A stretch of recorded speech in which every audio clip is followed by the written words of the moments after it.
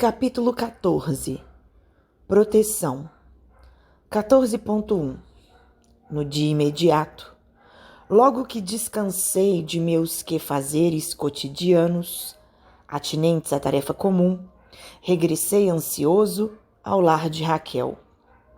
Era noite alta, encontrando ali o amigo fiel de Segismundo e os espíritos construtores, operando na intimidade afetuosa que caracteriza as reuniões das entidades superiores. Apuleio, o chefe, recebeu-me com amabilidade. A esposa de Adelino, ao contrário da véspera, não passava bem fisicamente, embora mantivesse o corpo em posição de repouso. Estava superexcitada, inquieta. Nossa irmã Raquel, esclareceu o diretor, começa a sentir o esforço de adaptação. Por enquanto, e durante alguns dias, permanecerá indisposta. Todavia, a ocorrência é passageira. Não conseguirá dormir? Perguntei. Mais tarde, respondeu ele. Por agora, terá o sono reduzido, até que se formem os folhetos blastodérmicos. É o que o serviço inicial do feto e não podemos dispensar-lhe a cooperação ativa. 14.2. Observei, interessado, a extraordinária movimentação celular no desenvolvimento da estrutura do novo corpo em formação e anotei o cuidado empregado pelos espíritos presentes para que o disco embrionário fosse esculturado com a exatidão devida. A engenharia orgânica, exclamou o chefe do trabalho bem-humorado, reclama bases perfeitas. O corpo carnal é também um edifício delicado e complexo. Urge cuidar dos alicerces com serenidade e conhecimento.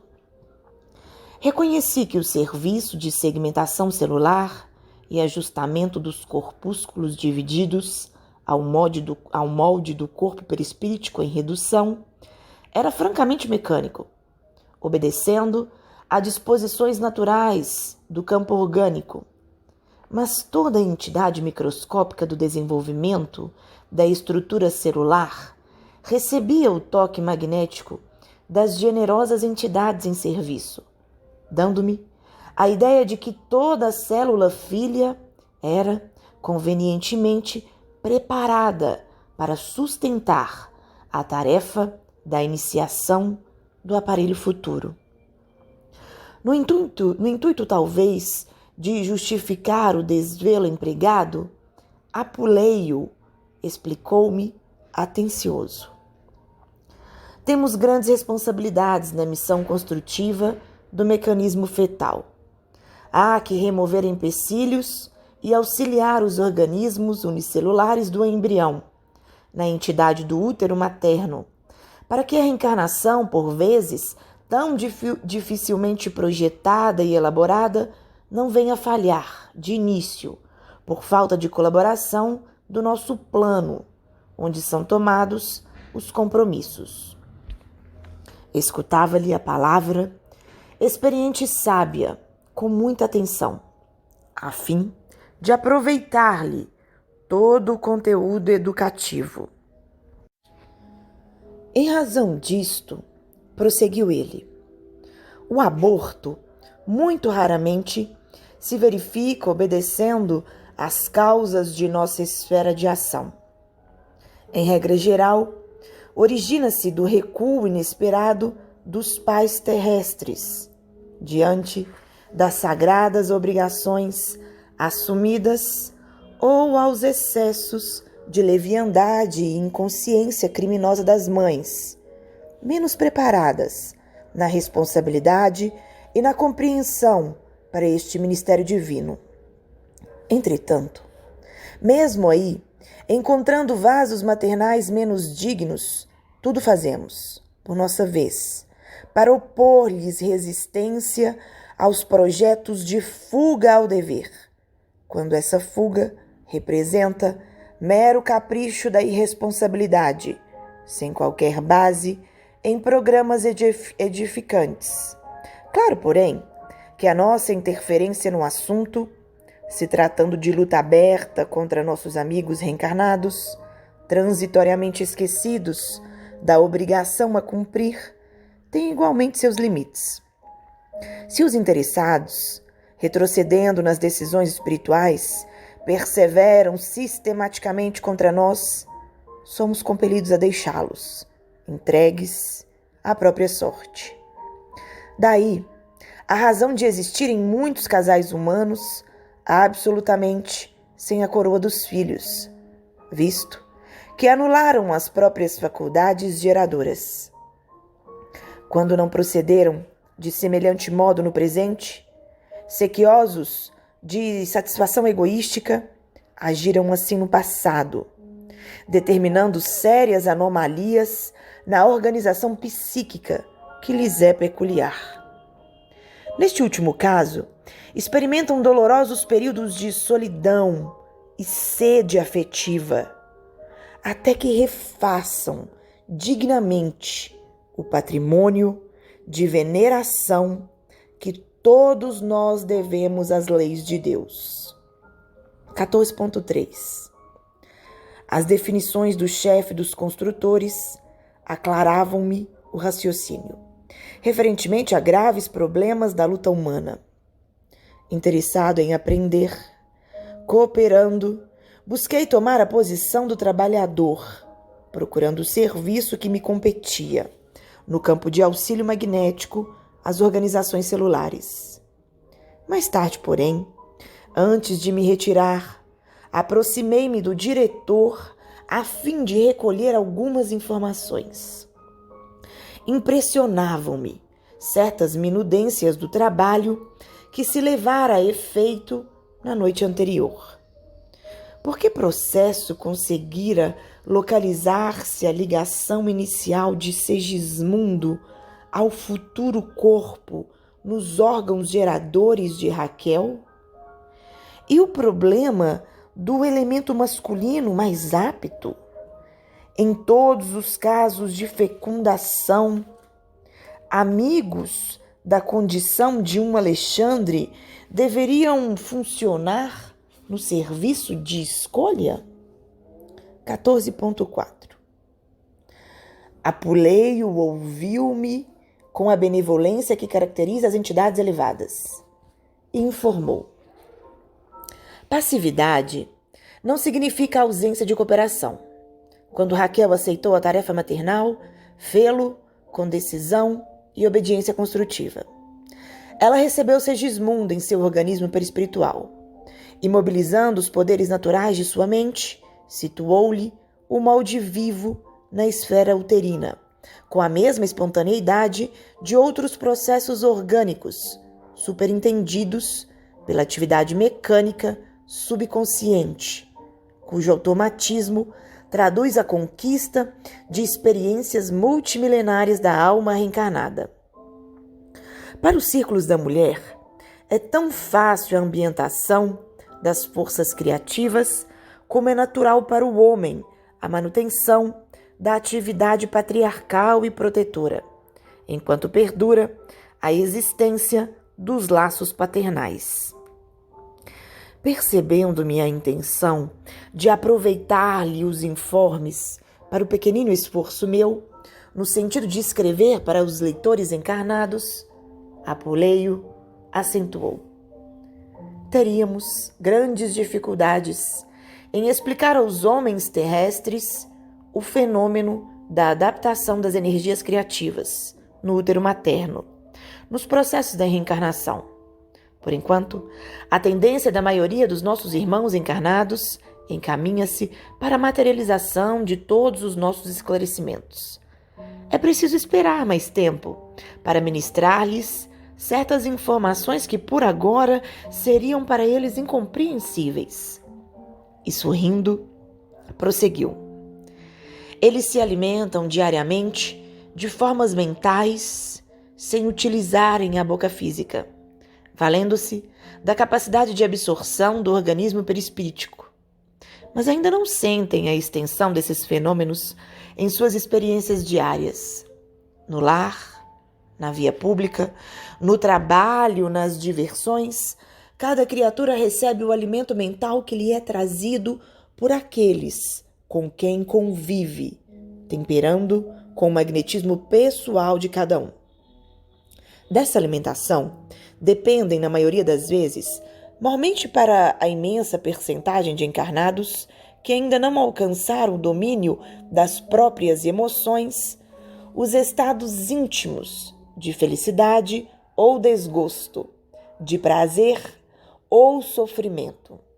Segundo você pode observar, também o homem absorve matéria mental em todas as horas do dia, ambientando-a dentro de si mesmo, nos círculos mais íntimos da própria estrutura fisiológica.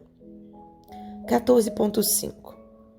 O chefe dos construtores fixou-me bem-humorado a expressão de surpresa, ao lhe receber elucidações tão simples em assunto tão complexo, e acrescentou: em sua experiência última na crosta, quando envergava os fluidos carnais, nunca sentiu a perturbação do fígado depois de um atrito verbal?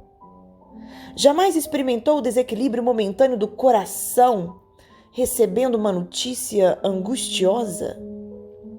Porque a desarmonia orgânica, se a hora em curso era muitas vezes de satisfação e felicidade, é que em tais momentos o homem recebe certa quantidade de força mental em seu campo de pensamento, como o fio recebe a carga de eletricidade positiva. O ponto de recepção está efetivamente no cérebro, mas se a criatura não está identificada com a lei de domínio emotivo que manda selecionar as emissões que chegam até nós, ambientará a força perturbadora dentro de si mesmo, na intimidade das células orgânicas, com grande prejuízo para as zonas vulneráveis. Apuleio, com muita serenidade, fez ligeiro intervalo e considerou: se é muito difícil explicar aos homens encarnados fatos rotineiros como esses a que nos referimos, repetidos com eles dezenas de vezes durante cada dia de luta carnal, como informá-los com exatidão e minúcias quanto à ambientação do molde vivo para definição fetal na intimidade uterina? Precisamos esperar pelo concurso do tempo para conjugar as nossas experiências. 14.6. Animado com as elucidações recebidas, observei: tem razão. Ainda hoje, embora a minha condição de desencarnado, não me sinto à altura de receber determinadas notícias, sem alterações do meu campo emocional. Muito bem, falou o diretor satisfeito. É que você está fazendo o longo curso de autodomínio. Somente depois dele saberá selecionar as forças que o procuram, ambientando nas zonas íntimas de sua alma apenas aquelas de terror reconfortante ou construtivo. Em seguida, fornecendo-me a impressão de desejar manter-se dentro do assunto em exame, Apuleio prosseguiu: quanto às suas observações alusivas à colaboração de Alexandre na escolha do elemento masculino de fecundação, cumpre-me acentuar que não podemos contar, em todos os casos, com esse concurso, que depende do setor de merecimento. Entretanto, quando o fator magnético não procede de cooperação elevada dessa ordem, devemos considerar que ele prevalece do mesmo modo, compreendendo-se que a esfera passiva está igualmente impregnada de energias da atração. Se o elemento masculino da fecundação está repleto de força positiva, o óvulo feminino está cheio de força receptiva. E se o óvulo está imantado de energias desequilibrantes, naturalmente, exercerá especial atração sobre o elemento que se aproxime da sua natureza intrínseca. Em vista disso, meu amigo, a célula masculina que atinge o óvulo em primeiro lugar para fecundá-lo não é a mais apta em sentido de superioridade, mas em sentido de sintonia magnética, em todos os casos de fecundação para o mundo das formas. Esta é a lei, pela qual os geneticistas do globo são muitas vezes surpreendidos em suas observações, em face das mudanças inesperadas na estrutura de vários tipos dentro das mesmas espécies. As células possuem também o seu individualismo magnético, algo independente no campo das manifestações vitais. 14.7. Nesse ponto, o diretor sorriu, prosseguindo.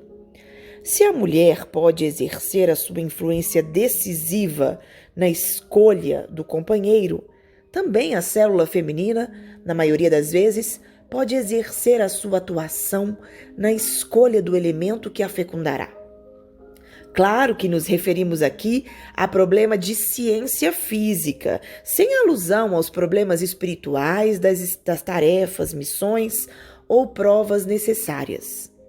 Identificando-me, o silencioso gesto de interrogação, o diretor observou. Sim, porque nas obrigações determinadas de certos espíritos na reencarnação, as autoridades de nossa esfera de luta dispõem de suficiente poder para intervir na lei biogenética, dentro de certos limites, ajustando-lhe as disposições a caminho de objetivos especiais. Nesse momento, porém, nossa conversação foi interrompida. Pequeno grupo de entidades amigas pedia a presença de Apuleio, fora da câmara de serviço. Muito gentil, o chefe de trabalho convidou-me a acompanhá-lo. Apresentou-se o grupo com desembaraço. Constituía-se de 2 senhoras desencarnadas, amigas de Raquel, e de um amigo de Segismundo, desejosos de testemunhar-lhe afeto e dedicação na experiência em curso. Vinham de nossa colônia espiritual em serviço de assistência a familiares detidos na crosta e pretendiam aproveitar a oportunidade para a visita carinhosa. O diretor ouviu-nos atencioso, bem-humorado, mas, com imensa surpresa para mim, observou. Como responsáveis pela organização primordial do novo corpo de carne do nosso irmão Segismundo, agradecemos a atenção de todos. Porém, não podemos autorizar a visita a esta hora. Estamos aproveitando o escasso tempo de harmonia relativa que a mente maternal nos oferece para delicados serviços de magnetização celular mais urgente.